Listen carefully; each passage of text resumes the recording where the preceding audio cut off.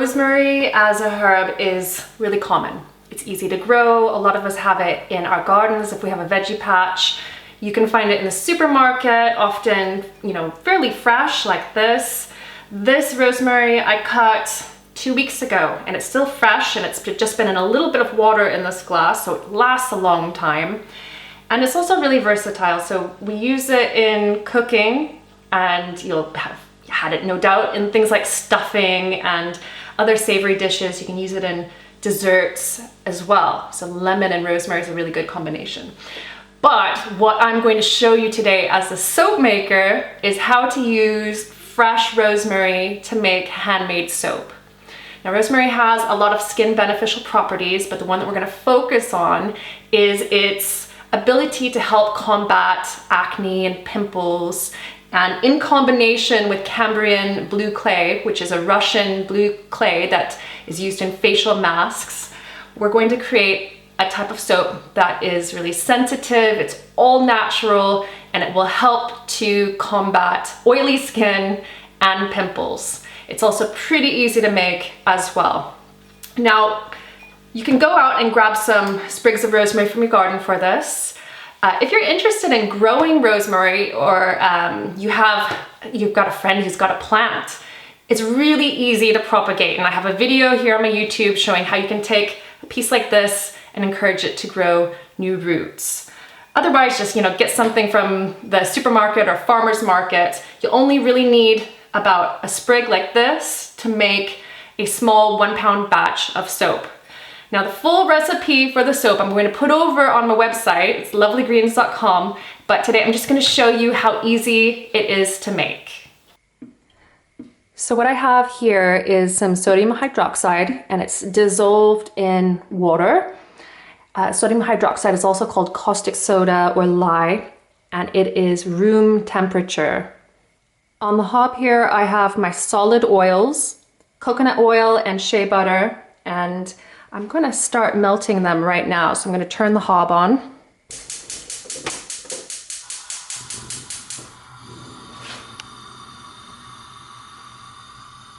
And I'm going to put the temperature down to quite low. And we're going to keep an eye on this and move the oils around so that they melt quickly. And when there's just a few little pieces still in the pan that are unmelted, I'll take it off and let it continue melting on the side. Now, other than the solid oils that are melting, I have over here the essential oil, which goes in last. This is the blue clay, so the Cambrian blue clay. And I've mixed it with a little bit of water to disperse it. You need to actually mix it with water, not oil, when you're using it to make handmade soap.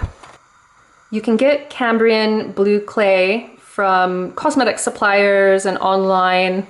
It's a really common clay in Eastern Europe for making into facial masks. It's also very gentle. And then in here I have my liquid oils, majority of which is olive oil, extra virgin olive oil. I'm using a silicone mold, and then I've chopped up the rosemary. Now, you can do larger pieces, but I feel that these smaller pieces add quite a bit of visual interest, and they're not icky when you start to use a soap. So if you've got pieces that are too big and you're using the bar of soap, this kind of chunk of rosemary can come out, and it can be not very appealing. So this is about how fine that I've chopped mine. The oils are almost completely melted. So I've turned the heat off, and in fact, I'm just going to move it over here so that the heat from this isn't still warming up the oils. And actually, it's all pretty melted now. It goes really quickly. So that was probably about 2 or 3 minutes for this amount of oil. So now I'm going to add the other liquid oils. So there's 3 different types of oil in there, and they've all got different properties for making handmade soap. I'm going to use my spatula here to scrape all the extra oil out of this jug. There's castor oil in here and it's very sticky and it has a tendency to stick into the jug. So let's get it all out. For these small batches, it's important to get every last drop of oil that you can because it all counts in the recipe. I get a lot of questions over on my website about substituting oils. And when you're soap making, especially a beginner, if you're given a soap recipe, don't substitute any of the oils out because they all have a different saponification value. And that means a certain amount of lye is required for that amount of oil to turn it into soap. And if you change the oils, then that caustic soda, that sodium hydroxide amount will have to change as well. It's just not as easy as substituting one oil for another.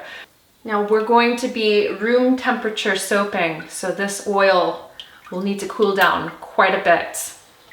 While it's cooling down, we can actually add the clay, and that will also bring the temperature down just a little bit. Because it's in water, it's obviously not going to disperse evenly into the oils just yet. So when you see all that bubbling, don't be concerned. It's a typical oil and water reaction. The oils have really cooled down, so they're now very close to room temperature. And if you want to cool yours down really quickly, you can float it in a basin of water. So in the sink, fill it with some cold water, and then continue stirring. And it helps to have a temperature gun or a digital thermometer, something like that. So the next step is I'm going to combine the sodium hydroxide and the water in the pan, but I'm going to be very careful doing this. So I'm going to be wearing gloves and some eye protection because we're dealing with, this is chemistry, we're dealing with a compound that wouldn't be good on our skin. So I'm going to pop these on. What do you think? And I'm going to go grab that jug of sodium hydroxide. I always like to use a mini strainer or sieve to pour the sodium hydroxide water, so the lye water, through, just to make sure that there's no chunks of lye that get into the soap. So undissolved lye, because when that reacts with the oils, there could be a little pocket of lye still in the soap. I've cleared an area over here now. And what I'm going to be doing is mixing and blending this together with a stick blender. And it's going to create an emulsion. So saponification is the term. So those oils that are in here are going to react with the lye that's dispersed in the water. They're going to actually break apart the molecules in the oil and then rebond and create a new compound, which we know of as soap. So first, I'm going to stir it all together. And then my method that I teach is bring that stick blender into the center, hold it down, and then pulse. Don't move it while it's pulsing. And then stir. Stir it together completely and then repeat.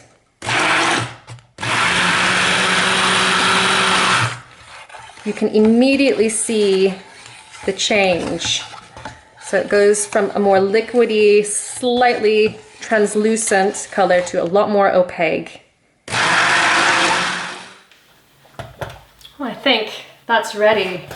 So I've hit trace, and that means that saponification has thickened up the soap so that it leaves a bit of a trail on the surface when you drizzle the head of the stick blender over it.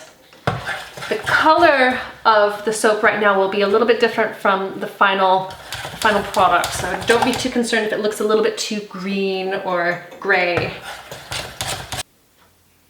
With the soap at a really good trace, I'm going to put the essential oil in and then give it a good stir before I put in the rosemary. And that's just to get that liquid dispersed into the soap batter without it maybe, you know, collecting around the little pieces of rosemary. So that's pretty good. So straight from the cutting board, the rosemary goes in. And I've got my mold at the ready. I like to use silicone molds for small batches like this. Super easy, and it also is great because you can just pop the soap bars out afterwards and don't have to worry about, you know, getting them out of more difficult molds or cutting them. Now that everything is stirred in, I'm going to pour it directly into the silica mold.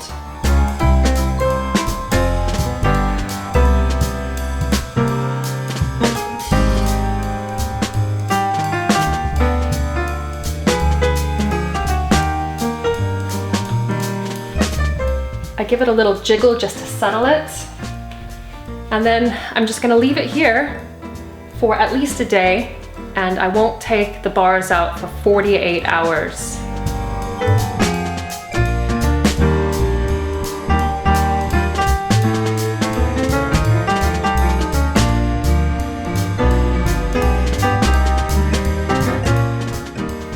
It can be really difficult to not want to, you know, play with this or do something with it, but you've got to really leave it for a full day so that it has a chance to firm up. Now this soap is really rich in natural oils, so it's got extra oils in it to make it moisturizing, and it can be a little bit sticky when it comes out of the mold. Now over the curing period, the process, so that's 4 weeks for this recipe, it will harden up. And it has a really lovely, gentle lather. It's a little bit more kind of a creamy lather than other soaps, so it makes it really great for using it on your skin, on your face, or anywhere else. And this is a fantastic recipe for people who have really oily skin as well. So I hope you enjoyed seeing me make the soap. If you want to see the full process of how it's made, and a lot more detail on the recipe, etc., definitely go check it out over on my website, lovelygreens.com, and that should answer all of your questions. Thank you so much for watching, and I will see you next time, so in just a couple days, for my next Lovely Greens video. Please give this one a thumbs up if you enjoyed it, and I'll see you soon.